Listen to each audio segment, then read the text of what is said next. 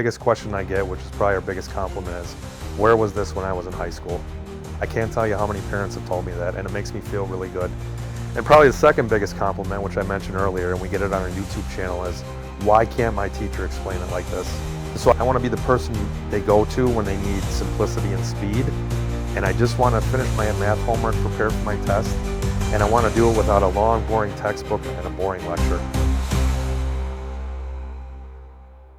You have tuned in to The Root of All Success. This is episode number 292. And it's hard to believe that we're this deep into doing this podcast after we started recording in December of 2020. But thank you for listening. Today I have Don Sevcik with us as our guest. We're here at Smokers Abbey in Gallatin, Tennessee. Big shout out to Joshua Smith and his crew for allowing us to use their space for recording these podcasts. If you've watched these podcasts on any regular basis, you know that we do a lot of in-person shows and we go to different places from time to time. So big thanks to Josh and his team for letting us come in. But Don, thanks for flying in from Chicago today to be on the show. Thanks for having me. I'm excited.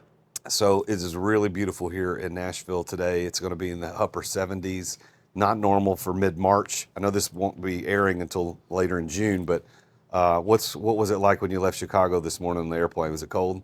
It was cold.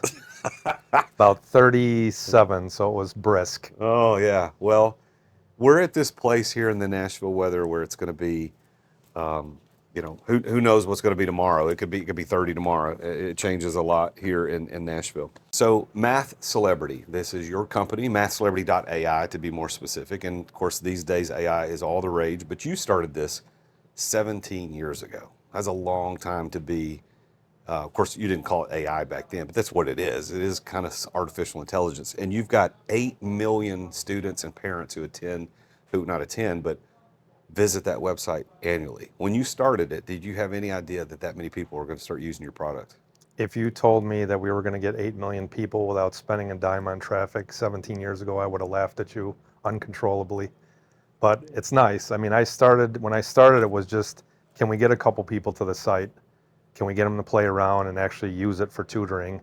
And then to watch it go from 1 or 2 people a day to 5 to 10 to 100, and then in the 6th year, a couple million, it's mind-blowing. So you made a point there that you didn't spend any money on traffic. So that's 8 million visitors, no spend on traffic. How do you even do that? 91% is SEO. So what happens is either on Google or Bing, when a student or parent needs help, they're in trouble on their math assignment, they'll type in either something like algebraic expressions calculator, or in the last few years, Google's actually given us a bonus. Somebody will type in cosine of 60 degrees. Now, Google will have their calculator up at the top, but they'll also have calculators on their search. And so if you click the result that goes to our site, it automatically runs the problem. And so 91% of the 8 million visitors we're getting come from SEO. The other 9%, 10% are both social media and word of mouth. Yeah. Wow. So what was it about math that made you say, I want to do a math online calculator AI thing? Because you've been in the corporate field for a long time. Was math always your thing? Or is this just hey, I bet people need help with math? Yeah, I graduated with a BS in math, and the way I started this site was about 17 years ago. I was working a boring corporate job as a programmer, and to branch out, because every year you get your annual review from your boss, you get the raise and the bonus, and my review would come back and say, Don had a phenomenal year, and your raise is 3%, and that didn't track with me. Like, if you see that over and over and over again, you ask yourself, like, how can I make more money? Like, you can't get a better review than this. So instead of whining about it, I said, why not branch out and make some money on the side? So I started tutoring people in person on a site called Wisant. So 1 student turned into 2, 2 turned into 4, 4 turned into 6 within 2 months. I was married at the time with a job, so I couldn't scale that any longer. So I asked myself, how do I scale this? I'm out of time. There's got to be a better way. Meanwhile, back at the day job, I was working on a project with a team in India, how to calculate American pension plans, really boring stuff. My boss sent them a big 300-page guide on here's everything we need to build. This team in India looked at it for about 20 hours and they weren't getting it. So I said, let me try something. Let's take all the formulas from this pension plan and this big 300-page book, put it in an Excel spreadsheet. But the twist was, When you type in the numbers, like when the team in India types in a number to calculate the pension, in the cells next to the numbers, it would dynamically update the math. So you could see the step-by-step math. We sent it to the team in India and they said, oh my God, I understand everything. This is so simple.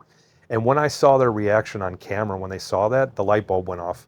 Why couldn't I do the same thing with the math tutoring? Why couldn't I take all my wisdom from math, put it on a site, you just type in the problem, get what you want, and then I don't have to be there. And that's how it started. What year was that? That was 2007. Holy crap. Man, that seems like a lifetime ago, doesn't it? Long time ago, back when I had hair. You know, I've only known you since you haven't had hair, but I've seen pictures. I'm like, oh, you did have hair. Yeah.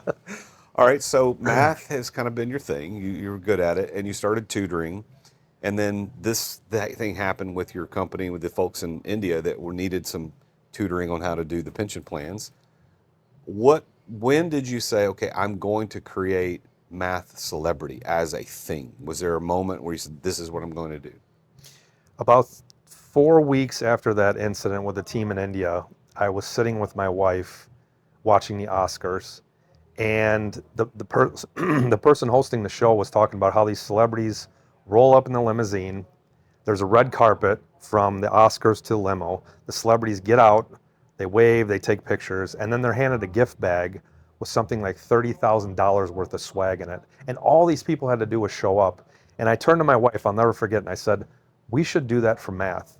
What we could do is roll out a virtual red carpet. The students show up. They don't have to know anything. They don't have to check in, sign in, put their problem in, and we basically roll out the mathematical red carpet for them. Here's all the steps. You could save your problem. Here's quizzes, everything. All you got to do is show up. And we could call it, I don't know, like Math Celebrity. And my wife turned and she said, that's really good. So I registered the domain in July of 2007, and I built some really ugly calculators. But once I had the concept operationalized on the website, and you could put your problem in and click the button and see the steps, I can't explain. I saw the vision. I said, I could see students coming to this thing, dropping their problem in, getting everything what they want in seconds, and being done with the homework. You've also written 5 books. How does writing compare to doing math, or do you see them complementary? Yeah, I think the number one thing about writing is it forces you to clarify your thinking. So if we're sitting in a meeting and I have an idea or somebody has an idea, that's great, but it's easy to just blurt something out. If I'm forced to write it down and organize it and clarify it, that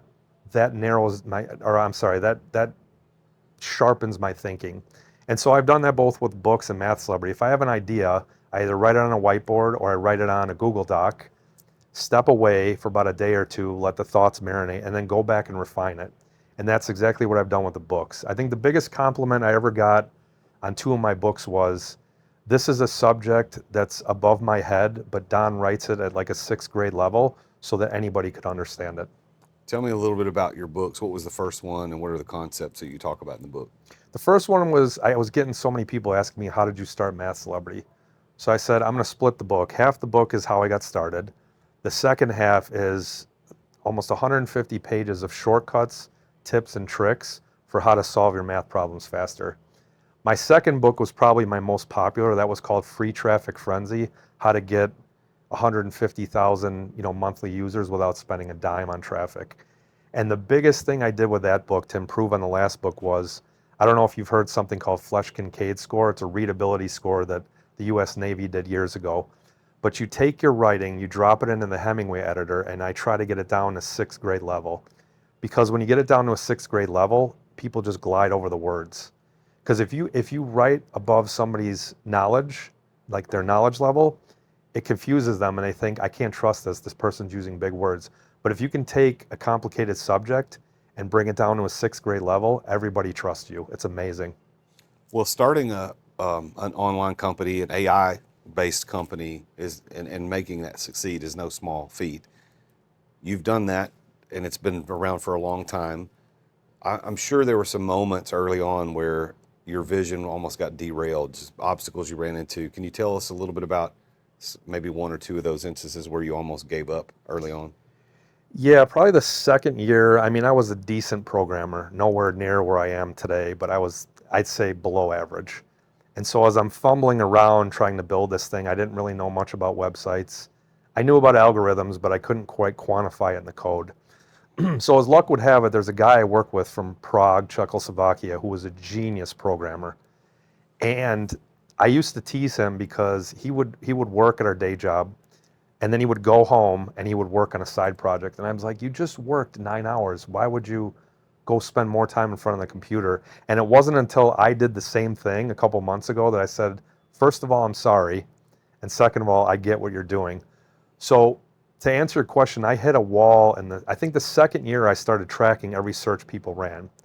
And so my first version of the site was you would type in a concept, not a problem. You would type in like matrix or equation.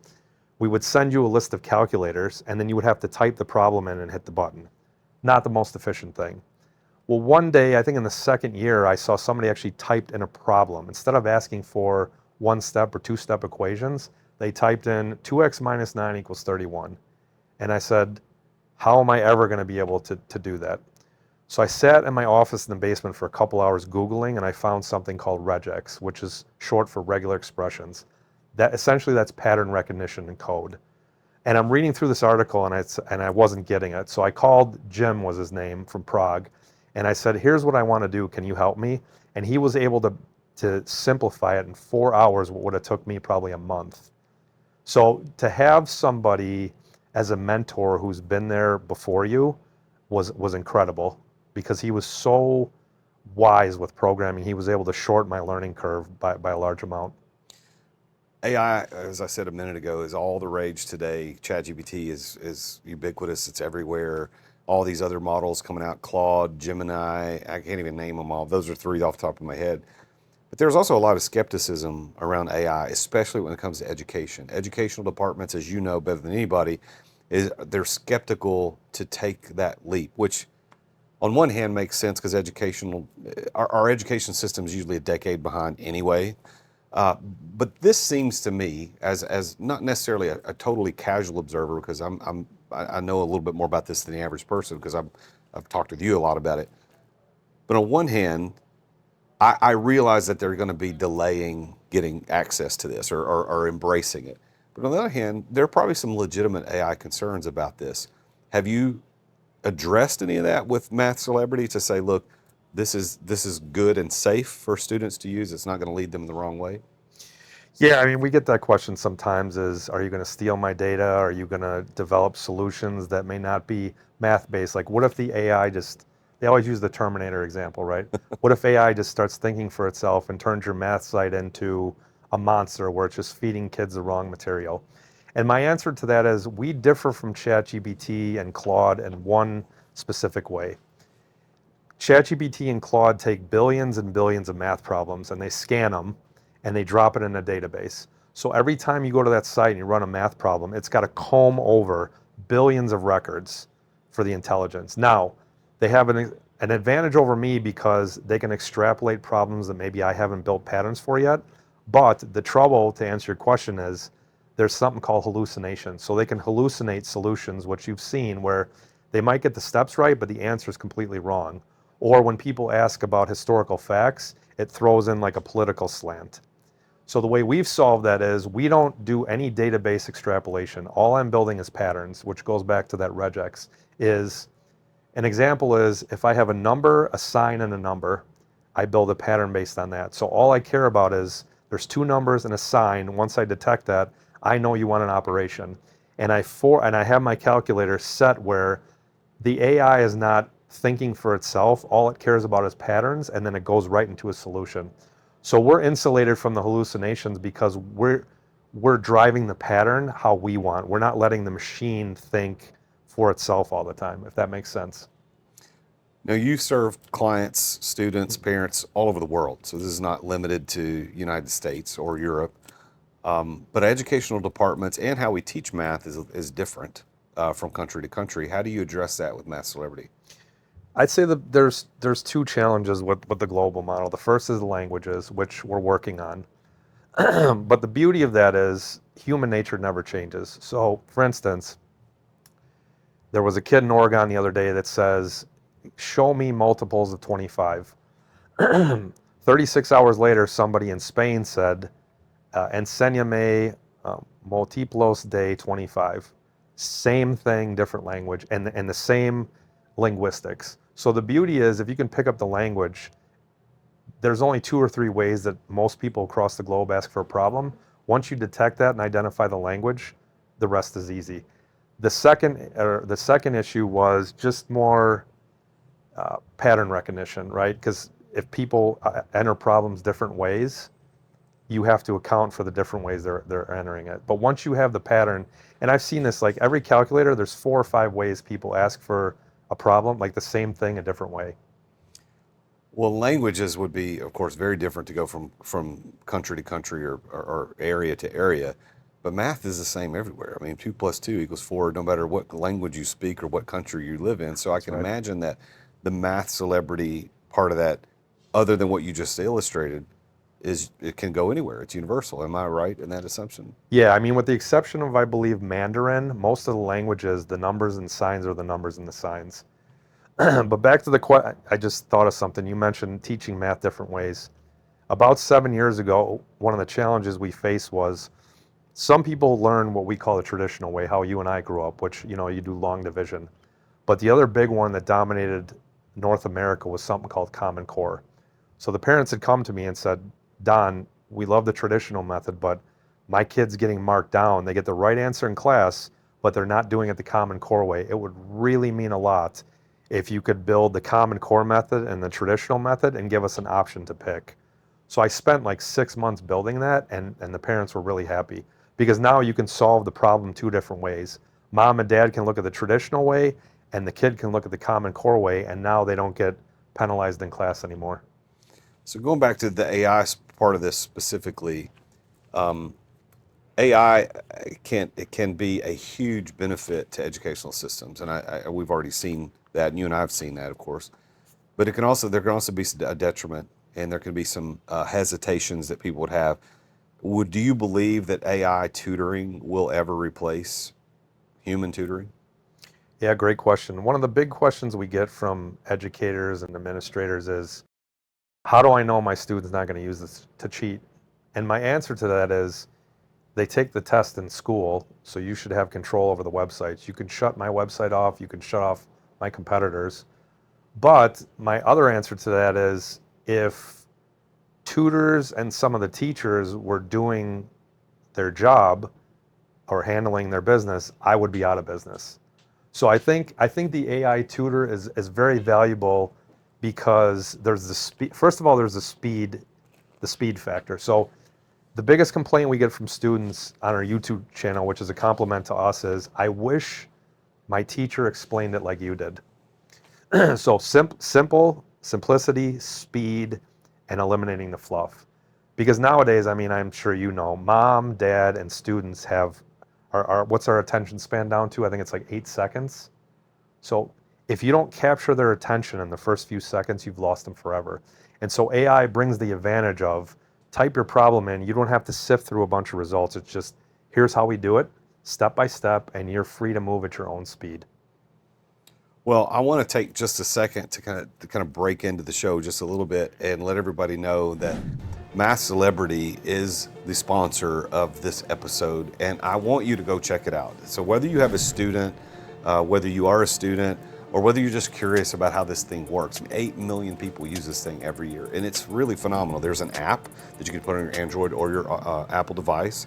You can use it right on your Chrome browser. There's even a Chrome browser extension that you can put on there. You can click on it, go straight to it, and do math up at the corner. You put in any math problem, and like Don said, it's super fast. It is the fastest one on the planet. It's not the only one out there, but it is definitely the fastest one on the planet, and will show you immediately all the steps, and then you can share that. You can share it on Facebook, you can share it on X, you can push it out to other people, let other people see it. So here's what I'd like for you to do. Go to MathCelebrity.ai, check it out, and Don's contact information is in the top header of that page. Send him an email. Say, hey, heard you on the Root of All Success. Use your stuff. I love it. And if you're in the education world, if you're in edtech, let's talk. Because Don wants to talk to you about how we can get this in the hands of more people, get more students, where they can get tutoring lickety split. So go to MathCelebrity.ai. Big thanks to Don for sponsoring this episode. So thank you. And thanks for coming in from Chicago. So let's keep going here. Beyond just tutoring, what's your vision for Math Celebrity? What do you want to see happen and to accomplish with this platform? I like to be the math tutor for the world, where I want to be as ubiquitous as Google. So I need math help, I'm going to Math Celebrity. I want to take a quiz and get grade in time, I'm going to Math Celebrity. I would like to take as much market share and spots in people's heads as a trustworthy, fast, simple math solution as possible, and just let it grow from there. So in order to achieve that, what do you have to do more? I mean, you've got quizzes that are on there now, which we haven't really talked about. There's quizzes you can go in and it'll generate a quiz. It'll give you step-by-step instructions on how to answer those questions. What do you need to do to make that happen, a reality?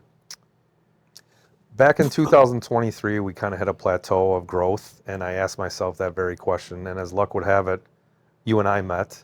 I think I went on your website, and I had worked with some consultants before and coaches, but a lot of it just kind of fizzled out. But when you and I spoke, I think it was about 15 minutes in late 2023, something just clicked. And I knew if I want to get to the next level, I can't do it all myself. I was trying to, too much of the hero syndrome, right? I'm going to put this thing on my back, I'm going to take it in the end zone, and we got this. But when I look at the people that I admire who have made huge progress in business, Silicon Valley management consultants, they always had one or two really good mentors or coaches. And so the answer to your question is, I had to find a coach to help guide me, right? Because I can't see, I'm too close to the product to be able to step back and see things. And so when you and I decided to work together, I think that we made big leaps, right? Because we found B2B solutions, we found more things we could do with the algorithm, but also, the whiteboard sessions you and I had were they were extremely valuable, because I stopped working so much in the business, and instead with you, we were able to work on the business. What do you hope to see with Math Celebrity in terms of its integration into the classroom? Do you want to see classrooms and math teachers all over the world say, hey, go to Math Celebrity today and run these 10 problems, and I want you to, how do you see it integrating with the classroom? I want it to be part of the core software that's used in classes. So when teachers sign on to their administrative screen and they have all those resources, I want to have a logo there that you click and go. Or if teachers are using other products, I want to integrate, like Whiteboard, for example, or Google Classroom. I want to be always there as an extension or a tool. I mean, we just developed an API a couple months ago and a calculator widget, so that you could take a small little script, embed it on your website, run a problem, and it will bring all the math from my site and put it back on your site and make it look like it's yours. So if we get enough people doing that, we're going to be integrated in people's math tutoring lives every day. What do you hope Math Celebrity's long-term impact on education will be? I want students and parents to say, the biggest question I get, which is probably our biggest compliment, is, where was this when I was in high school? I can't tell you how many parents have told me that, and it makes me feel really good. And probably the second biggest compliment, which I mentioned earlier, and we get it on our YouTube channel, is, why can't my teacher explain it like this? So I want to be the person they go to when they need simplicity and speed, and I just want to finish my math homework, prepare for my test, and I want to do it without a long, boring textbook and a boring lecture. So you've written 5 books, you've started a successful company as an entrepreneur. What do you hope your legacy will be? Is there something, have you thought about that? Long after I'm worm food in the ground and my kids are standing there maybe reading the eulogy or just thinking about me, I want them to say, Dad took risks. He didn't just settle for a day job like most of the people we know in our lives. He took risks, and he was able to plow through a lot of barricades, with help, of course, but he found the right people, made the right moves, and even sometimes he failed. He was able to make a dent in the world and get millions of people to a product that started off with 0 users. So what do you think, looking back over 17 years of success in building MathCelebrity.ai, What is the one thing that has unlocked that success more than anything else for you? I'm a big fan of mental models. So if you've ever watched Warren Buffett and Charlie Munger just passed, mental models are basically a way to think about your thinking. There's hundreds of these. If you buy Charlie's book or Warren's book, they talk about them. But my favorite out of them all is something called inversion. So inversion asks, and if suppose I want to learn a new skill or build a business, most people start and say, how would I do this right? Like, what do I need to do to make $1 million or get 10 million users?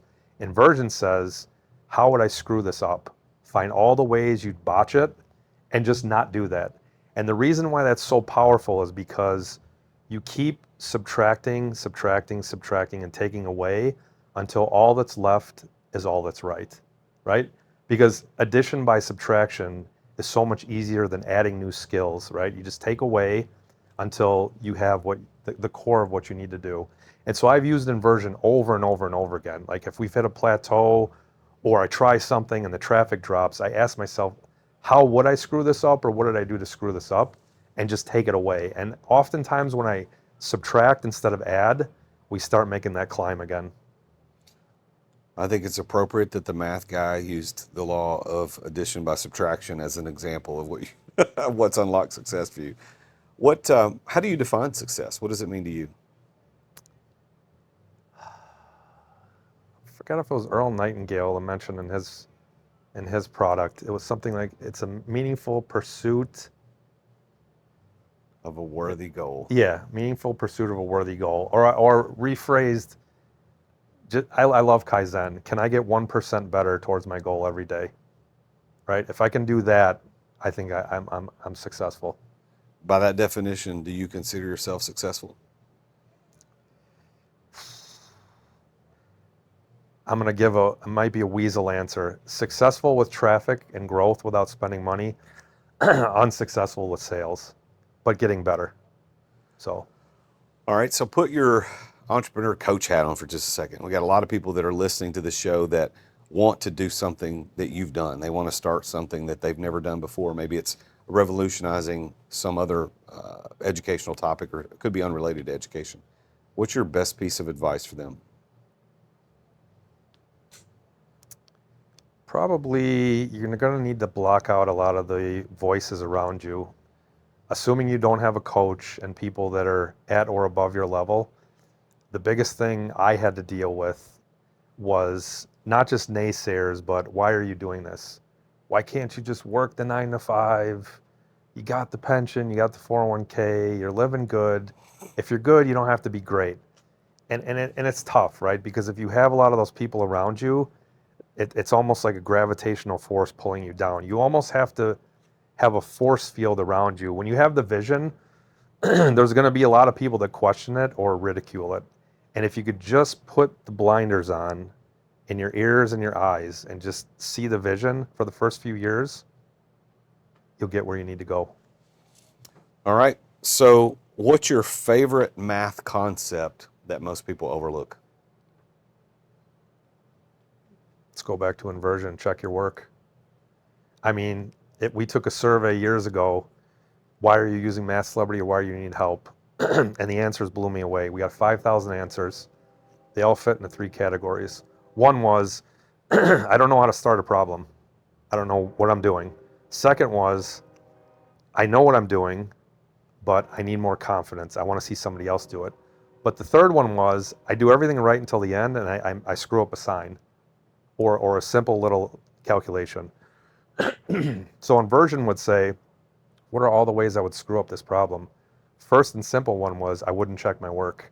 I'd get all the way to the end, and if it's a multiple choice, if you could just take 3 to 5 seconds to plug that in, the answer in, and see if it tracks, I found that students, if they did that, if they have 2 or 3 minutes at the end, they can get another 3 to 5 problems back on a 30 or 50 question exam.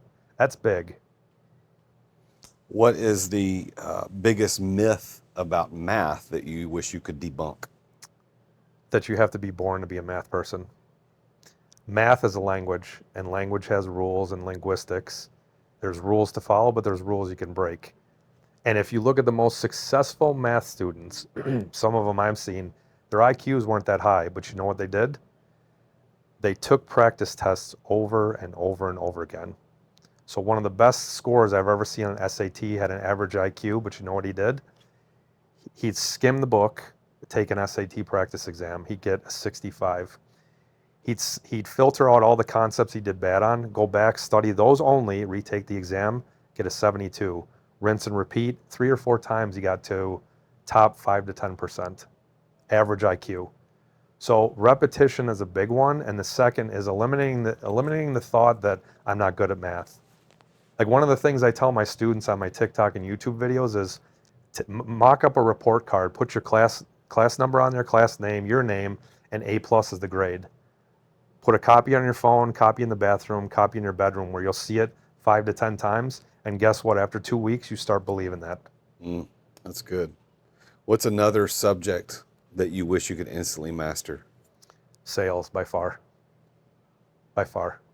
That's been my biggest weakness. And you and I have talked. A lot of that is mindset and do not make assumptions. Because I mean, I still work a day job. I have to sell for budgets at the day job, and I do it effortlessly. But I struggled the first 9 months when you and I made the pivot into B2B. Like, I have to go talk to people cold, ask them to try out my new product. And one of the mistakes I made was they don't want to talk to me. If they don't answer, they don't like me. And then once I got over that mindset, a lot of the people that didn't answer me on the 3rd or 4th time would answer on the 5th or 6th. And guess what? I didn't get back to you not because I don't like you. It's because I was on vacation, I was sick, your email went to junk, or when you followed up with me, you explained the concept better than you did the first time. And so if I could eliminate assumptions and go in it with the assumption that they like me and they're going to buy the product, it all kind of works out. Well, congratulations on the success that you've built over the last 17 years. And I can only imagine where this is going to go. And maybe somebody listening to this show will be a key to taking it to that next level. So how could people get in touch with you? You can go to MathCelebrity.com, or if you're on social, I'm on LinkedIn the most. It's linkedin.com/IN/DONSEVCIK. So look up Don Sevcik on LinkedIn. But you also have a YouTube channel, TikTok. You're out on social media showing math problems and how to solve them. So you're actually doing tutoring videos. Besides just Math Celebrity, you've got your own channels that are talking about how to tutor people in math, right? Yeah, and it's the handle on all those is Math Celebrity. Yeah, so just look up Math Celebrity. Well, Don, thank you so much for flying in from Chicago, being here on a beautiful sunny day in Nashville. I'm excited about what you've built, and the world needs this, and I'm glad you built it. Thanks for having me. Well, there you have it, another very successful entrepreneur about his journey of building an AI technology company over 17 years. And as you said, as he said there at the end, still having a day job and making this thing work, but 8 million people visiting this site every year. That's unbelievable. So go check it out, MathCelebrity.ai or MathCelebrity.com. It takes you to the same place. Go download the app, put it on your phone, check it out, and make sure you tune in again when we talk with another successful entrepreneur. But before we get to the end, we got that new segment that I've been doing on the past few shows, JD's Public Service Rants. Are you ready? Let's go. So this is the part of the show when I talk about something that I shouldn't have to talk about, but clearly I do because people still do this crap. So if what I'm about to talk about applies to you, consider yourself on notice. So you're in the grocery store and you're strolling through the aisles and suddenly you hit a human roadblock. Someone standing dead center, cart sideways, completely oblivious to the world around them. Listen to me, folks. This isn't your personal shopping trip. There are other people in the store trying to buy beans. They're trying to get their stuff and get out of there, and you're blocking them. You're keeping them from getting what they need to get done. So park your cart to the side like a normal human being and get out of the way when people are coming down the aisle. If you wouldn't stop your car in the middle of the highway and just stand there, don't do it in the grocery store. Move it. Keep moving. I hope you enjoyed these little rants. If you've got one that you think I should be doing, send me an email. I'll put it in there. But in the meantime, don't be that guy. Well, thanks for listening. This is The Root of All Success. I am the real Jason Duncan. I'll see you next time. And remember, Jesus is King. Attention business owners. Attention business owners. Feeling burnout from running your business? Uncertain if you're nearing burnout? Take our free 10-question business burnout test at businessburnouttest.com to discover where you stand. With just 10 quick questions, you'll learn how to immediately begin making changes to regain freedom and success. Cut your daily operations time in half. Improve your quality of life and prepare your business for your future exit without losing revenue or profit. Visit businessburnouttest.com now and take the test. Thank you for listening to another edition of The Root of All Success with the real Jason Duncan. If you've enjoyed this week's episode, visit therootofallsuccess.com to access the show notes and other helpful resources. Follow Jason on social media at The Real Jason Duncan. See you again next time here on The Root of All Success.